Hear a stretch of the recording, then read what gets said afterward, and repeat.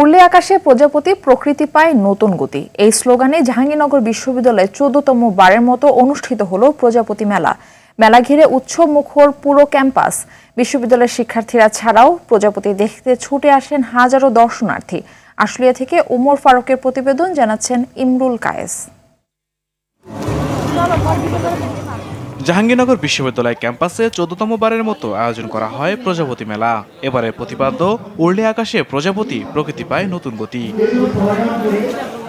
মেলা ঘিরে প্রজাপতি বিষয়ক আলোকচিত্র প্রদর্শনী, আলোকচিত্র প্রতিযোগিতা, প্রজাপতি হাট দর্শন, ঘুড়ি উড়ানো, বিতর্ক প্রতিযোগিতা ও সাংস্কৃতিক অনুষ্ঠানের আয়োজন করা হয়। মেলায় নানা রঙের প্রজাপতি দেখতে ছুটে আসেন হাজারো দর্শনার্থী। এখানে লাল নীল অনেক প্রজাপতি আছে, রঙিন রঙিন প্রজাপতি দেখতে ভীষণ ভালো লাগে।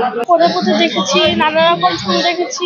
প্রজাপতিকে সামনে থেকে দেখা, ধরা, ছোঁয়া, খুব সুন্দর একটা অনুভূতি। তিনটা বাচ্চাকে মেলায় নিয়ে আসছে এবং ওরা খুব এনজয় করছে। এর আগে সকালে ক্যাম্পাসের জহির রাহান মিলনায়তন চত্বরে বেলুন উড়িয়ে মেলার উদ্বোধন করেন বিশ্ববিদ্যালয়ের উপাচার্য অধ্যাপক কামরুল আহসান। এ সময় প্রজাপতি সংরক্ষণে গণসচেতনতা বৃদ্ধির লক্ষ্যে প্রাণিবিদ্যা বিভাগের এই আয়োজন বলেও জানান আয়োজকরা। প্রজাপতি টিকে থাকলে পরিবেশ ভালো থাকবে, গাছপালা থাকবে, আমরা অনেক অক্সিজেন পাবো, আমরা জলবায়ু যে সমস্যাগুলো আছে মোকাবেলা করতে পারবো। প্রজাপতি যেভাবে প্রকৃতিকে সাহায্য করছে এবং বায়োটিক টোটাল ইকোসিস্টেমকে রক্ষা করতে সাহায্য করছে, মানুষ যদি সেটায় সহায়ক ভূমিকা নাও পালন করতে পারে, অন্তত যেন প্রকৃতি ধ্বংস থেকে, সমাজের মধ্যে বিভাজন সৃষ্টির কর্ম থেকে বিরত থাকে।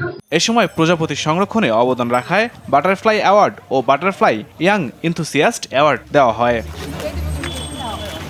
ইমরুল কায়েস, RTV।